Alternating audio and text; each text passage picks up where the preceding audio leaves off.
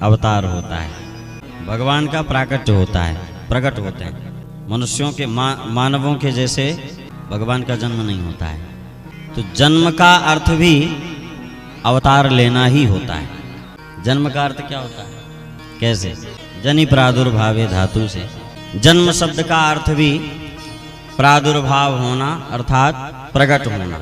इसलिए यदि ये कह दिया जाए कि भगवान का जन्म हुआ तो जन्म से भी अवतार को ही समझना चाहिए। हाँ, भेद ये है कि परमात्मा अयोनिज है। जिस प्रकार संसार के समस्त जीव योनिज हैं, एक माता के गर्भ से जन्म लेते हैं, तो परमात्मा अयोनिज है। निज इच्छा निर्मित तनु माया गुण गोपार विप्रधेनु सुर संत हित लीन मनुज अवतार। विप्रधेनु सुर संत हित बोले ब्राह्मण, गाय, संत, हित, इनके कल्याण के लिए, इनके परम कल्याण के लिए। विप्रधेनु सुर संत हित लीन मनुज अवतार। भगवान एक मनुष्य मानवावतार ग्रहण करते हैं, मनुष्य का स्वरूप धारण करते हैं, मानवाकृति धारण करते हैं, इन सब के कल्याण के लिए। और कब? बोले निज इच्छा, जब उनकी मर्जी होती, जब उनकी इच्छा होती, किसी और के बस में नहीं।